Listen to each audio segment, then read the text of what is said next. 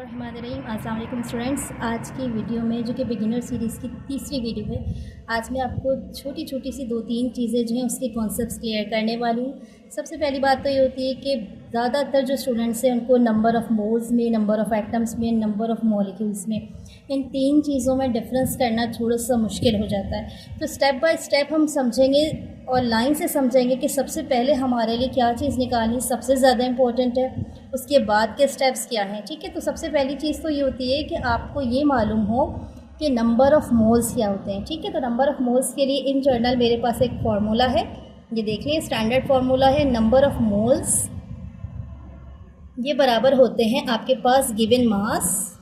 ठीक है, ये गिवन मास आम तौर पे जितने भी न्यूमेरिकल्स होते हैं, चाहे वो क्लास 9 के हों चाहे वो फर्स्ट ईयर के हों, इसमें ये मास आपको नॉर्मली गिवन होता है। ठीक है, अच्छा, दूसरी चीज़ अब एक बहुत इंपॉर्टेंट बात है, वो ये है कि आप किसके नंबर ऑफ़ मोल्स निकाल लें। अगर आप एटम के नंबर ऑफ़ मोल्स निकाल रहे हैं तो यहाँ पर फॉर्मूले में आपको रखना पड़ता है एटॉमिक मास। ठीक है, इस बात को जहन में रखिएगा कि अगर आप एटम के लिए निकाल रहे हैं तो आपके पास जो फार्मूला होगा वो क्या होगा, एटॉमिक मास का। फ़र्ज़ कर लीजिए आपको नंबर ऑफ़ मोल्स किसी मॉलिक्यूल के लिए निकालना हो, तब आपके पास इसी एटॉमिक मास में एटॉमिक की जगह आप क्या चीज़ आ जाएगी, मॉलिक्यूल। ठीक है, मॉलिक्यूलर मास। इसका मतलब क्या हुआ कि इन दो चीज़ों में आपको कोई एक चीज़ पुट करनी है।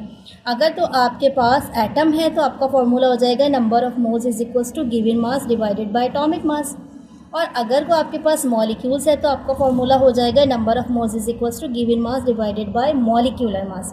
अब आप कैसे फाइंड आउट करेंगे कि एटम और मॉलिक्यूल में डिफरेंस क्या है। देखिए, ये चीज़ उन बच्चों के लिए तो ठीक है जिनको कॉन्सेप्ट क्लियर है कि एटम में और मॉलिक्यूल में क्या फ़र्क है, लेकिन क्योंकि मैं यहाँ पे बिगिनर सीरीज़ की वीडियोस जो हैं वो बना रही हूँ, तो मैं यहाँ पे आपको कॉन्सेप्ट क्लियर बता के चलती हूँ कि एटम और मॉलिक्यूल को वैसे आप कैसे पहचानेंगे। इन जनरल जहन में रखिएगा, जितने भी एलिमेंट्स हैं जो इस तरह की सिंगल स्टेट्स में आपको मिल रहे हैं, जैसे कि देखिए कार्बन है। ठीक है, इसी तरीके से फ़र्ज़ कर लीजिए कोई आपको कह रहा है कि जनाब सोडियम है। ठीक है, इसी तरीके से कोई आपसे कह रहा है आयरन है यहाँ पर, या फिर सल्फ़र है। ठीक है, या फिर नाइट्रोजन है। तो इनमें देखने वाली बात क्या है कि ये सब के सब सिंगल हैं, यानी कि सिर्फ एक कोई सिंबल है।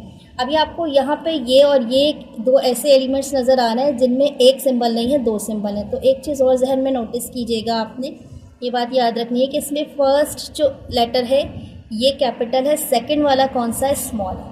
ठीक है, तो ये भी क्या है, एलिमेंट। एलिमेंट की पहचान क्या होती है कि सिंगल सिंगल फॉर्म में लिखे रहेंगे। ठीक है, अगर ये दो होंगे भी तो इसमें फर्स्ट लेटर जो है ये कैपिटल होगा, सेकंड वन वाला कैसा होगा, स्मॉल लेटर होगा। इससे आप पहचान लेंगे कि ये सारे के सारे क्या हैं, ये सारे के सारे हैं आपके एटम्स। ठीक है, जो कि एलिमेंट्स हैं। अब दूसरी बात आती है आपके पास कि मॉलिक्यूल्स को कैसे पहचानेंगे। मॉलिक्यूल की पहचान ये होती है कि ये हमेशा 2 की फॉर्म में होगा। जैसे कि देखिए O2 है, जैसे कि देखिए N2 है। ठीक है, जैसे कि देखिए हाइड्रोजन है, इस तरीके से है। ये भी हो सकता है कि ये सिर्फ आपने ये 2 2 2 जो है इसको काउंट किया है, लेकिन कभी कभी इसकी कंडीशन में भी होगा कि दो अलग अलग एलिमेंट आपस में मिलकर एक मॉलिक्यूल बना रहे हैं। जैसा कि ये देखें कार्बन डाइऑक्साइड है। ठीक है, इसमें एक कार्बन है और 2 ऑक्सीजन है, ये मिलकर कार्बन डाइऑक्साइड बना रहा है।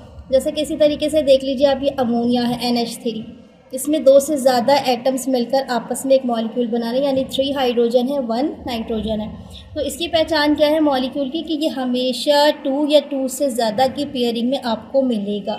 और एटम आपको कैसे मिलेगा, एटम हमेशा आपको सिंगल स्टेट में मिलेगा। और अगर इसमें कहीं से दो कोई सिंबल दिख भी रहे हैं आपको, तो इसमें फर्स्ट लेटर जो है वो हमेशा कैपिटल होगा, सेकेंड वन कैसा होगा, स्मॉल होगा। इतना सा डिफरेंस याद रखिएगा।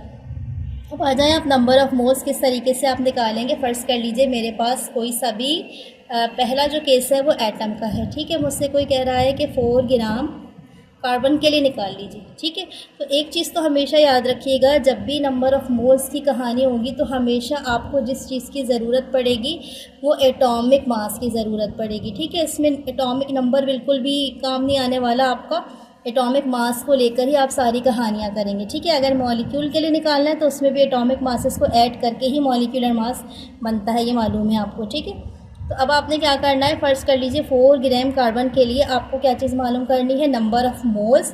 तो आप सबसे पहले क्या करेंगे, इसका फॉर्मूला लगा देंगे, number of moles is equals to given mass, ठीक है, डिवाइडेड बाय, क्योंकि ये एटम है हमारे पास कार्बन। ठीक है, तो हम यहाँ पे नीचे क्या लिख देंगे फॉर्मूले में एटॉमिक मास।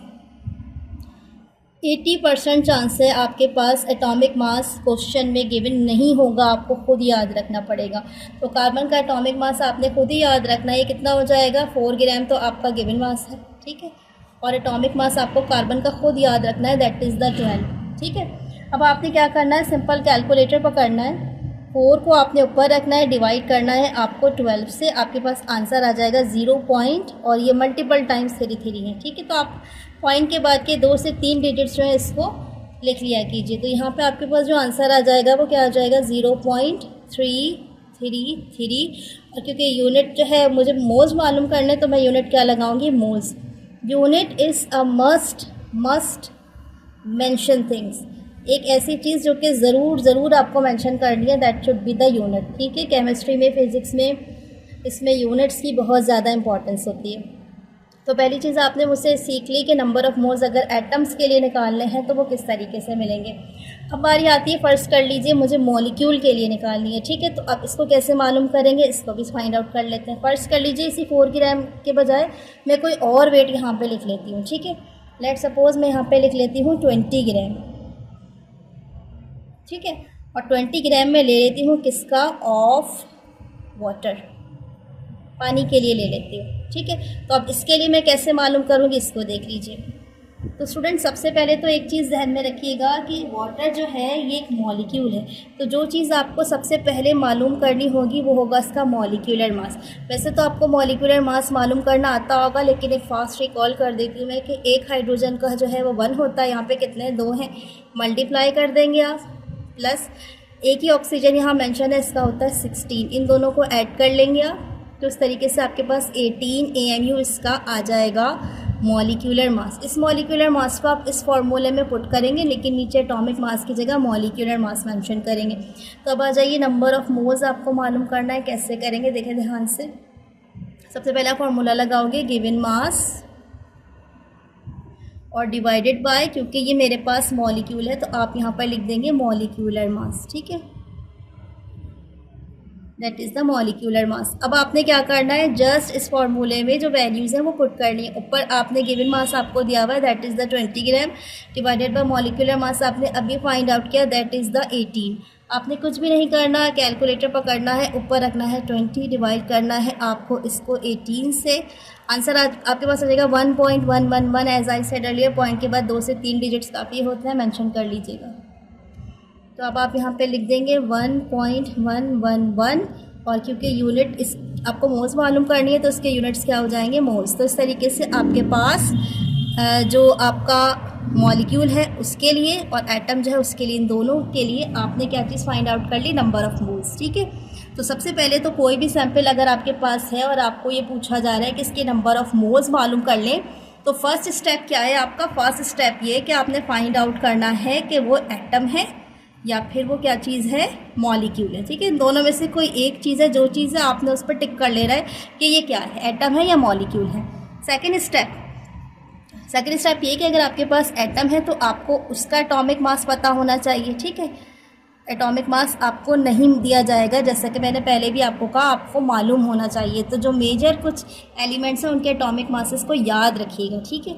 और दूसरी चीज़ क्या होती है कि फ़र्ज़ कर लीजिए एटम है तब तो आपका एटॉमिक मास है, लेकिन अगर मॉलिक्यूल है तो फिर आपको किस चीज़ को कैलकुलेट करना पड़ेगा, इस तरीके से एक मॉलिक्यूलर मास जो है उसको कैलकुलेट करना पड़ेगा, ठीक है। तो यहाँ पे आप क्या करेंगे, मॉलिक्यूलर मास जो है इसको फाइंड आउट कर लेंगे, ठीक है। अच्छा, थर्ड स्टेप क्या होगा, जब आपको कंफर्म हो गया कि वो एटम है या फिर मॉलिक्यूल है, उसके हिसाब से आपने उसका एटॉमिक मास या फिर मॉलिक्यूलर मास जो है वो गिवन कर लिया फॉर्मूले में, तो जो लास्ट स्टेप होता है वो ये होता है कि चाहे वो एटम हो चाहे वो मॉलिक्यूल हो, आपको उसका जो मास है वो दिया हुआ हो। क्या चीज़ मालूम होनी चाहिए आपको, उसका मास। जैसे कि देखिए यहाँ इसमें न्यूमेरिकल में मैंने यहाँ 20 ग्राम इस्तेमाल किया है, तो ये मुझे उसने क्वेश्चन में दिया हुआ था, ठीक है। लास्ट स्टेप आपके पास क्या बचता है, आप जस्ट फार्मूला अप्लाई करें, ठीक है। फार्मूले में सिर्फ 2 ही चीज़ें जो हैं वो तो आपने पुट करनी है। कौन सी 2 चीज़ें, सबसे पहले आपको गिवन मास जो है वो टॉप पर रखना है, उसके बाद नीचे आपने क्योंकि डिसाइड कर लिया कि वो एटम है या मॉलिक्यूल है, जो भी है उसके हिसाब से आपने उसका एटॉमिक मास या मॉलिक्यूलर मास जो है वो मेंशन कर लिया और फार्मूले में लगा दिया। लास्ट स्टेप में आप रिजल्ट कोट करेंगे विथ यूनिट, ठीक है। रिज़ल्ट विथ यूनिट आपने कोट करना है। और रिज़ल्ट के लिए मैंने आपको पहले भी बताया कि अगर आपका आंसर फ्रैक्शन में आ रहा है तो पॉइंट के बाद 2 से 3 डिजिट्स आपने लिख लेने हैं, बहुत लंबा नंबर नहीं लिखना। और उसके साथ जो यूनिट है वो हमेशा हमेशा, चाहे वो एटम हो चाहे वो मॉलिक्यूल हो, आपने उसके साथ यूनिट मोल्स ही लगाना है। ठीक है, तो जो यूनिट इसकी कंपलसरी है वो क्या है, that should be the moles. ठीक है, ये लगाना है आपको। तो इन स्टेप्स की मदद से आप नंबर ऑफ़ मोल्स किसी भी सैम्पल के मालूम कर सकते हैं, चाहे आप क्लास 9 से बिलोंग करते हैं, 8 से बिलोंग करते हैं, या फिर आप फर्स्ट ईयर में पहला चैप्टर जो है उसको स्टडी कर रहे हैं और आपका यहाँ कन्फ्यूजन है, तो ये वीडियो आपके लिए हेल्पफुल है। ठीक है, अच्छा, अब हम क्योंकि नंबर ऑफ़ मोल्स जो उसको कंफर्म कर चुके हैं कि किस तरीके से हम इसे फाइंड आउट करेंगे, तो जो अगला स्टेप है वो मेरे पास होगा नंबर ऑफ़ एटम्स का या फिर नंबर ऑफ़ मॉलिक्यूल्स का। तो फर्स्ट तो मैं आपको पहले नंबर ऑफ़ एटम्स निकालना सिखाऊंगी, उसके बाद फिर नंबर ऑफ़ मॉलिक्यूल्स निकालना सिखाऊंगी। अच्छा, ये वाली एक्सरसाइज आपने कंप्लीट कर ली है ना, जिसमें नंबर ऑफ़ मोल्स मैंने आपको निकालने सिखाए हैं। तो अभी नेक्स्ट मैं आपको 1 से 2 क्वेश्चन देती हूँ, आपने क्या करना है, इसको सॉल्व करके इसका जो आंसर है मुझे कमेंट सेक्शन में बताना है कि मिस ये आ रहा है। ठीक है, एक सैम्पल मैं आपको एटम का दूंगी और एक सैम्पल जो है मैंने आपको मॉलिक्यूल का देना है। इन दोनों के नंबर ऑफ़ मोल्स आपने मालूम करना है। ठीक है, इसको पहले नोट कर लीजिए। इस तरह के छोटे असाइनमेंट मैंने अब देना शुरू कर दिया है, इससे मुझे ये आइडिया होता है कि बच्चे जो हैं ये वीडियो के साथ कनेक्ट हैं। जो बच्चे वाकई स्टडीज़ में थॉरली उसको स्टडी करना चाहते हैं, आप अगर अपने अच्छे ग्रेड्स लेना चाहते हैं वाकई सीरियस है स्टडीज़ में, तो ये सारी चीज़ें ना आपके लिए बहुत हेल्पफुल है। तो पहला जो असाइनमेंट है आपके पास वो ये कि फ़र्ज़ कर लीजिए मैंने आपको 30 ग्राम सल्फ़र दिया है जो कि एक एटम है। ठीक है, आपकी आसानी के लिए मैं एक काम करती हूँ कि इसका एटॉमिक मास मेंशन कर देती हूँ, जो कितना है 32 AMU सल्फ़र का है ये। ठीक है, इस तरह निकालने में आसानी हो जाएगी आपको। नंबर सेकंड जो है वो मेरे पास है, फ़र्ज़ कर लीजिए कि मैं आपको कहती हूँ कि मेरे पास है 40 ग्राम कार्बन डाइऑक्साइड। ठीक है, ये मॉलिक्यूल है। तो अब आप इसके लिए मालूम करेंगे, कार्बन का एटॉमिक मास बता देती हूँ मैं आपको, वो है 12 और ऑक्सीजन जो है उसका है 16। दोनों के साथ जो यूनिट लगेगी वो क्या लगेगी, AMU ही लगेगी। ठीक है, तो ये हो गया आपका असाइनमेंट नंबर 1। इसको आपने करना और कमेंट सेक्शन में इसका आंसर देना है कि असाइनमेंट नंबर 1 के जो पार्ट 1 और 2 है इसके आंसर ये है। अब हम आ जाते हैं अपने सेकेंड वाले लेक्चर की तरफ, जिसमें मैं आपको निकालना सिखाऊंगी नंबर ऑफ़ एटम्स। ठीक है, क्या चीज़ निकालना सिखाना है आपको, नंबर ऑफ़ एटम्स के ये कैसे निकलेंगे। तो सबसे पहले एक नंबर होता है जो आपका कहलाता है एवोगेड्रो नंबर, इसको आपने याद करना है। अच्छा, अक्सर बच्चे इसके और सोडियम के निशान में ना मिक्सअप कर देते हैं, जहन में रखिएगा ये कैपिटल N है और कैपिटल A ही है, जबकि जब हम सोडियम लिखते हैं तो वो कैपिटल N के साथ स्मॉल a होता है। ठीक है, तो ये एक एवोगेड्रो नंबर है जो सब बच्चों को पता होता है, 6.02 × 10⁻23 पार्टिकल्स होते हैं ये। ठीक है, ये क्या कहते हैं कि किसी भी सब्सटेंस के एक मोल में जो नंबर ऑफ़ पार्टिकल्स हैं ये फिक्स होते हैं, जो कि 6.02 × 10⁻23 पार्टिकल्स के इक्विवेलेंट होते हैं। और ये नंबर क्या कहलाता है आपका एवोगेड्रो नंबर, जिसको Na से रिप्रेजेंट करते हैं। ठीक है, तो जनाब आपने क्या करना है, जब भी नंबर ऑफ़ एटम्स या नंबर ऑफ़ मॉलिक्यूल्स निकालना है तो ये नंबर आपको Na की शक्ल में याद रखना है। अब आगे काम बहुत आसान है, आपको किसी भी सब्सटेंस का नंबर ऑफ़ एटम निकालना है तो नंबर ऑफ़ एटम याद रखिएगा, एटम के लिए ही नंबर ऑफ़ एटम निकलेंगे और नंबर ऑफ़ मॉलिक्यूल मॉलिक्यूल्स के लिए निकलेंगे। जिस तरीके से मैंने अभी आपको नंबर ऑफ़ मोल्स निकालने सिखाए थे ना कि एटम के लिए तो उसमें एटॉमिक मास इस्तेमाल हो रहा है, मॉलिक्यूल के लिए तो मॉलिक्यूलर मास इस्तेमाल हो रहा है। एग्जैक्टली इसी तरीके से अगर कोई आपसे कहता है इसके नंबर ऑफ़ एटम्स मालूम कर लो, तो अंडरस्टूड है कि नंबर ऑफ़ एटम्स किसके लिए हैं, हमेशा एटम्स के लिए ही इस्तेमाल होंगे।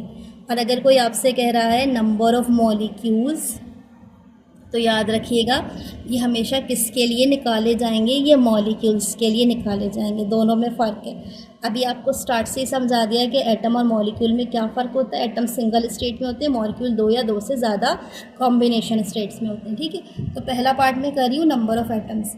अब इसका फार्मूला क्या है इसको देख लीजिए। क्योंकि आप नंबर ऑफ़ मोल्स निकालना सीख चुके हैं तो अब आप ये काम बहुत आसान है। आप सिंपल काम करो, नंबर ऑफ़ मोल्स को मल्टीप्लाई कर दो एवोगेड्रो नंबर से। सबसे सिंपल स्टेप है अगर ये है, वरना एक दूसरा फार्मूला भी जिसमें नंबर ऑफ़ मोल्स जो है उसको पहले मेंशन करते हैं हम। किस तरीके से करते हैं, नंबर ऑफ़ मोल्स बराबर होता है given mass divided by atomic mass और मल्टीप्लाई हम किससे करते हैं इसको, एवोगैड्रो नंबर से। तो ये दोनों फार्मूला आप इस्तेमाल कर सकते हैं नंबर ऑफ़ एटम्स के लिए, ठीक है। कौन से दो फार्मूले, या तो अगर आपको नंबर ऑफ़ मोल्स मालूम है तो आप डायरेक्ट उसको मल्टीप्लाई कर दें एवोगैड्रो से, नहीं पता तो आप इस तरीके से ये काम कर लें। चलिए एक काम करते हैं, हम अभी जो हमने एक सैम्पल लिया था, हम एक 4 ग्राम कार्बन वाला, उसी के लिए नंबर ऑफ़ मोल्स और एवोगैड्रो नंबर को मल्टीप्लाई करके नंबर ऑफ़ एटम्स निकालने की कोशिश करते हैं, ठीक है। अब देखिए 4 ग्राम कार्बन के लिए मैं क्या करूँगी, गिवन मास कितना है मेरे पास 4, ठीक है, divided by atomic mass carbon का कितना होता है 12। इसको किससे मल्टीप्लाई करूँगी, एवोगैड्रो से। अब देखिए, अब अपनी कैलकुलेशन को आसान करने के लिए क्या करेंगे, इसको सॉल्व कर लेंगे ऐसे। वैसे तो साइंटिफिक है मेरे पास, आपके पास भी होगा तो आप डायरेक्ट भी कर सकते हैं, लेकिन इस तरह कैलकुलेशन आसान हो जाएगी। 10 की पावर 23 को बिल्कुल कॉर्नर कर लीजिए। सबसे पहले 4 को डिवाइड कीजिए 12 से, जो भी आंसर आ रहा है उसको मल्टीप्लाई कर दीजिए 6.02 से, ठीक है। आपके पास आंसर कुछ आ जाता है, जैसे कि इस वक्त मेरे पास आंसर आ रहा है, दैट इज़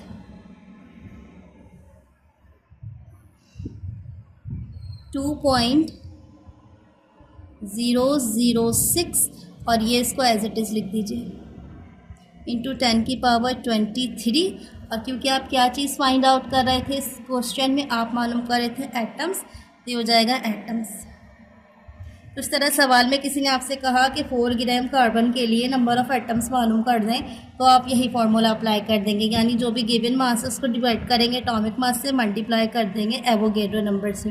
तो यहाँ पे आपको जो चीज़ इंपॉर्टेंट है वो क्या है, गिवन मास, ठीक है, पहली चीज़। दूसरी चीज़, आपको एटॉमिक मास मालूम होना चाहिए। तीसरी बात, आपको जो एवोगैड्रो नंबर है उसकी वैल्यू याद होनी चाहिए। तो इन 3 तरीक़ों की मदद से आप क्या चीज़ फाइंड आउट कर सकते हैं, नंबर ऑफ़ एटम्स। आप किसी बड़े सब्सटेंस के लिए भी मालूम कर सकते हैं। फॉर एग्ज़ाम्पल, यहाँ पर लेट सपोज़ मैं आपको कहती हूँ कि जनाब यहाँ पे 40 ग्राम है मेरे पास एलुमिनियम, इसका थोड़ा बड़ा हो जाएगा, ठीक है। अब इसको ध्यान से देखें, एलुमिनियम भी आपके पास एटम है। अब इसके लिए कैसे फाइंड आउट करेंगे, बिल्कुल वैसे ही 40 ग्राम ऊपर रखेंगे। एलुमिनियम का जो एटॉमिक मास होता है वो होता है 27, ठीक है। अब इसके बाद आपने मल्टीप्लाई करना है 6.02 इंटू 10 की पावर 23 से। तो वंस अगेन आप क्या करेंगे, इन 3 चीज़ों को सबसे पहले सॉल्व कर लेंगे। डायरेक्ट भी कर सकते हैं, जैसे इसको इससे मल्टीप्लाई कर दिया, जो आंसर है डिवाइड कर दिया, ठीक है। जिस तरह आपको आसानी है आप उस तरीके से काम कर लें। ज़रूरी नहीं है कि आपको मैं जिस तरीके से मल्टीप्लाई और डिवाइड सिखा रही हूँ आपने वैसे ही करना है, ठीक है। जिस तरीके से आपका हाथ कैलकुलेटर पर सेट है और आप जिस तरह काम करते हैं वैसे करें। यहाँ पे मेरे पास आंसर आ रहा है, जो उसको मैं एज इट इज़ लिख दूँगी, दैट इज़ द 8.918 इंटू 10 की पावर 23, और इसके आगे यूनिट जो लगेगा वो होगा एटम्स, ठीक है। तो इस तरीके से क्या हुआ कि हमने नंबर ऑफ़ एटम्स जो हैं वो फाइंड आउट कर लिए। तो आई होप सो कि ये समझ आ गया होगा। अब इसका असाइनमेंट लेने आप असाइनमेंट नंबर 2 करके, ठीक है। तो आपका जो सेकेंड असाइनमेंट है, अब आपने इसमें भी मैं आपको 2 चीज़ें दे रही हूँ, आप करके देख लीजिएगा, ठीक है। पहली चीज़ आपने क्या करनी है, आपने वो कोई सा भी एक एटम जो है यहाँ पे मैं कंसीडर कर लेती हूँ। लेट सपोज़ मैं इसी के लिए दे देती हूँ, क्योंकि ऊपर आपने निकाला हुआ है ना 30 ग्राम सल्फ़र। इसी के लिए आपने क्या करना है, नंबर ऑफ़ एटम्स मालूम करना है। एंड नंबर नेक्स्ट मैं आपको दे देती हूँ 20 ग्राम एलुमिनियम के लिए। इस दफ़ा आधा हो गया इसका, ठीक है। इन दोनों की आपको एटॉमिक मासेस मालूम है। ऊपर मैंने मेंशन किए हुए कि सल्फ़र के 32 हैं और एलुमिनियम के यहाँ मेंशन किए हुए 27। आप इसको इस्तेमाल कर सकते हैं। तो असाइनमेंट मैं आपको वही दे रही हूँ जिसके लिए आपको ज़्यादा मेहनत ना करनी पड़े, ढूंढना ना पड़े, ठीक है, वरना बच्चा करके ही नहीं देता। तो आपने इस तरीके से बस क्या करना है, जस्ट प्रैक्टिस करना है इसको। लास्ट टॉपिक मेरे पास बचा है वो क्या है, इस टॉपिक का नाम है कि आपने नंबर ऑफ़ मॉलिक्यूल्स जो है उसको कैसे फाइंड आउट करना है, ठीक है। इसको भी सीख लीजिए आप।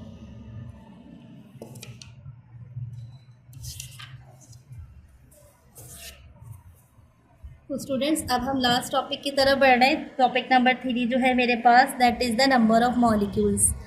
ये बिल्कुल नंबर ऑफ़ एटम्स की तरह ही निकलेगा, लेकिन इसमें फ़र्क किस चीज़ का होगा कि इसमें एटम के बजाय मॉलिक्यूल इस्तेमाल करेंगे। तो इसका फार्मूला क्या होगा, इसका फार्मूला होगा या तो आप नंबर ऑफ़ मोल्स को जो कि मॉलिक्यूल का है, मल्टीप्लाई कर दीजिए एवोगैड्रो नंबर से।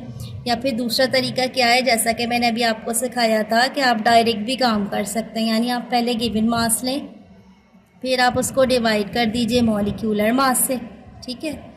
और लास्ट स्टेप में आपने क्या करना है, आपने इसको एवोगैड्रो नंबर के साथ मल्टीप्लाई कर देना है। तो इस तरीके से आपके पास नंबर ऑफ़ मॉलिक्यूल्स आ जाएगा। चलिए क्विकली जो है ना हम एक दो सैम्पल्स जो है इसको करते हैं। मेरे पास फर्स्ट कर लीजिए यहाँ पर है 20 ग्राम कार्बन डाइऑक्साइड, ठीक है। इसके लिए निकालती हूँ मैं, तो कैसे निकालूंगी, देखिए सबसे पहले तो मैं डायरेक्ट भी काम कर सकती हूँ, वरना पहले नंबर ऑफ़ मोल्स निकाल के फिर मल्टीप्लाई कर सकती हूँ। तो यहाँ बेहतर मुझे ये लग रहा है डायरेक्ट काम कर लूँ, क्योंकि नंबर ऑफ़ मोल्स अभी मेरे पास इसके निकाले हुए नहीं हैं। तो गिवन मास मेरे पास यहाँ है 20 डिवाइडेड बाय कार्बन डाइऑक्साइड का मॉलिक्यूलर मास आपको निकालना आना चाहिए, मैंने भी थोड़ी देर पहले सिखाया था। ये 44 होगा, ठीक है। किस तरीके से होगा यहाँ बता दूँ मैं आपको। 12 कार्बन का होगा प्लस एक ऑक्सीजन का 16 होता है, तो 2 के कितने हो जाएंगे, 12 को आप ऐड कर देंगे 32 के साथ। तो इस तरीके से आपके पास जो आंसर है वो क्या आ जाएगा, 44 AMU। यही मैंने यहाँ इस्तेमाल किया है, ठीक है। ये जो है हमारा रफ वर्क था। अच्छा, 20 डिवाइडेड बाई 44, इसको हम मल्टीप्लाई कर देंगे 6.02 इंटू 10 की पावर 23 से, ठीक है। मैं कोशिश कर रही हूँ कि ईच स्टेप को बिल्कुल आसान करके समझाऊँ, ताकि जैसे तो ज़्यादातर बच्चों को माशाल्लाह आता है, लेकिन अगर आपको नहीं आता तो आपको फिर हेसिटेट होने की ज़रूरत नहीं, क्योंकि अक्सर आपके टीचर्स जो हैं वो इस चीज़ को बहुत लाइट लेते हैं कि बच्चे को ये बेसिक चीज़ नहीं आ रही, वो आपको बड़े बड़े न्यूमेरिकल पकड़ा देंगे, कहेंगे इसको पहले सॉल्व करके लेकर आ जाओ। कहाँ से करेंगे जब कॉन्सेप्ट ही क्लियर नहीं होगा। तो ये देखिए 2.736 और ये इंटू 10 की पावर 23 एज इट इज़ लिख देंगे। और इसके साथ साथ यूनिट आप क्या लगाएंगे, क्योंकि मॉलिक्यूल मालूम कर रहे हैं, तो यहाँ पे लिखेंगे आप ये मॉलिक्यूल है, ठीक है। मॉलिक्यूल्स एस लगेगा पूरा, ठीक है। तो ये फर्स्ट सैम्पल हो गया। अब एक और सैम्पल जो है वो करवा देती हूँ आपको मैं, ठीक है। फर्स्ट कर लीजिए कि आपके पास जो सेकंड सैम्पल है वो है आपके पास 10 ग्राम वाटर के लिए। क्योंकि बेसिक सिखा रही हूँ ना मैं आपको, बिगिनर लेवल की, तो मैं आपको वही सैम्पल दे रही हूँ जैसे वाटर के हैं, कार्बन डाइऑक्साइड के हैं, या फिर हाइड्रोजन के, इसी तरह के सैंपल दे रही हूँ जिसको करना बच्चे के लिए आसान है। अब एकदम से मैं कोई मुश्किल नाम यहाँ पे लिख दूँ, अमोनिया लिख दूँ, सल्फ्यूरिक एसिड लिख दूँ, हाइड्रोक्लोरिक एसिड लिख दूँ, आप परेशान हो जाएंगे, आपके लिए करना मुश्किल हो जाएगा। तो इसीलिए बिगिनर सीरीज़ की वजह से मैं हमेशा वही चीज़ें सिलेक्ट करती हूँ तो बच्चे आसानी से कर सकते हैं। वाटर आसानी से कर सकते हैं, तो मैंने वाटर रखा है, ठीक है। चलिए देखें इसके लिए कैसे निकालेंगे। अब आप फार्मूला यही रहेगा आपके पास, given mass divided by molecular mass multiply by Avogadro number, क्योंकि इस केस में भी मेरे पास नंबर ऑफ मोल्स नहीं है, वरना मैं डायरेक्ट कर सकती थी काम, ठीक है। तो अब आप क्या करेंगे, यहाँ पे 10 ग्राम ऊपर रखेंगे, ठीक है। डिवाइडेड बाय वाटर के लिए निकाल लीजिए वही तरीका, एक हाइड्रोजन का 1 होता है, यहाँ पे 2 हाइड्रोजन है, प्लस ऑक्सीजन का 16, इन दोनों को ऐड कर लीजिएगा। इस तरीके से आपके पास आ जाएगा ये 18 AMU, ठीक है। वैसे स्टूडेंट्स एक बात याद रखिएगा, रफ वर्क को ना हमेशा इस साइड पे किया जाता है, लेकिन मैंने इस साइड पर इसलिए किया क्योंकि मेरा ये सीक्वेंस लाइन से आ रहा है। जब आप अपने एग्ज़ाम की कॉपी में करेंगे तो रफ वर्क को हमेशा अपने इस साइड पे करना है, ठीक है। 10 डिवाइडेड बाय, अब आपके पास ये वाटर का आ गया, कितना था ये 18, मल्टीप्लाई बाय एवोगैड्रो नंबर जो है इसको कर लीजिए, ठीक है। एक मरतबा फिर वही बात कि इन 3 चीज़ों को आप कैलकुलेट करके लिख लीजिए। तो इन 3 चीज़ों को कैलकुलेट करेंगे, देखिए जल्दी से आंसर क्या आ रहा है आपके पास, 10 divided by 18 is equals to this one multiply by 6.02, ठीक है, 0.011। अच्छा, अब यहाँ पर एक चीज़ देखिएगा, अगर तो कंफ्यूज हैं और काम करना नहीं आ रहा तो इतना ही आंसर करके मॉलिक्यूल्स करके छोड़ दीजिएगा, वरना एक काम कीजिएगा, इसको आपने सिग्निफिकेंट फिगर में चेंज करना। अब सिग्निफिकेंट फिगर के लिए आप क्या करेंगे, ध्यान से देखिएगा, यहाँ मार्कर चेंज कर रही हूँ मैं ताकि आपको थोड़ा सा फर्क नज़र आ जाए। ये पॉइंट है ना, इसको मैंने आगे मूव करना है, ये देखें 1 और ये 2 यहाँ पर आ जाएगा। जब यहाँ आ जाएगा तो ये हो जाएगा 1.111 मल्टीप्लाई बाय 10 की पावर। अब ध्यान से देखो, हमने इसको कितने आगे किया, 1 and 1 2, तो यहाँ से 23 में से 2 को माइनस कर दीजिएगा। क्या करेंगे, 23 में से आप जितने आपने इसको आगे बढ़ाया उतने माइनस कर दीजिए। मैंने 2 डिजिट आगे बढ़ाए तो 2 माइनस कर दूँगी, 23 में से माइनस करोगे तो ये क्या बचेगा 21। ठीक है, तो इतने मॉलिक्यूल्स। ठीक है, बात समझ आ रही है आपको? अगर तो आपको कन्फ्यूजन है, आपको ये सिग्निफिकेंट फिगर वाला काम नहीं करना आता, तो आप इसको इतना ही करके छोड़ दीजिएगा। ठीक है, लेकिन अगर आता है और आपको श्योर है कि नहीं मैं कर सकता हूँ या कर सकती हूँ, तो इसको पहले चेंज कर लीजिएगा। चेंज करके फिर जो रिज़ल्ट है इसको पुट कीजिएगा। ठीक है, यहाँ तक आपका जो नंबर ऑफ मॉलिक्यूल्स वाला काम है ये भी कंप्लीट हो गया। अब इसका असाइनमेंट देख लीजिए आप। इसके असाइनमेंट में आप क्या करेंगे, यहाँ पर भी मैं आपको आसान से 2 असाइनमेंट दे देती हूँ। ठीक है, असाइनमेंट नंबर 3 में जो आपके असाइनमेंट है 1 और 2 के, वो देख लीजिए क्या होंगे आपके पास। यहाँ पर मैं दे देती हूँ 30 ग्राम सल्फ़र डाइऑक्साइड। सल्फ़र का 32 है, ऑक्सीजन, एक ऑक्सीजन का 16 है। ठीक है, ये देखें, इन मासेस को इस्तेमाल कर लीजिएगा। एंड नंबर 2 पर आप ले लीजिए, आपके पास है 40 ग्राम HCl। एक हाइड्रोजन का 1 है और एक क्लोरीन का 35.5 है। ठीक है, तो यहाँ पर क्या है, ये 2 असाइनमेंट्स हैं, इसको आपने कंप्लीट करना है। तो स्टूडेंट्स, इसके साथ ही आज की वीडियो कंप्लीट हो गई। आई होप सो कि ये बिगिनर सीरीज़ आपके लिए हेल्पफुल साबित हो रही होगी। अगर अच्छी लगे तो प्लीज़ इसको अपने क्लास फेलोज़ में जो है शेयर कीजिए। ये ख़ास तौर पर 8 क्लास 9 क्लास और फर्स्ट ईयर के बच्चों के लिए जो है ना मैंने डिज़ाइन की है। और अगर अच्छी लगे तो प्लीज़ इसको अपने दोस्तों में शेयर कीजिएगा। चैनल को लाइक एंड सब्सक्राइब कर लीजिएगा। अपना बहुत सारा ख्याल रखिएगा और अपनी दुआ में मुझे याद रखिएगा। टेक केयर एंड अल्लाह हाफ़िज़।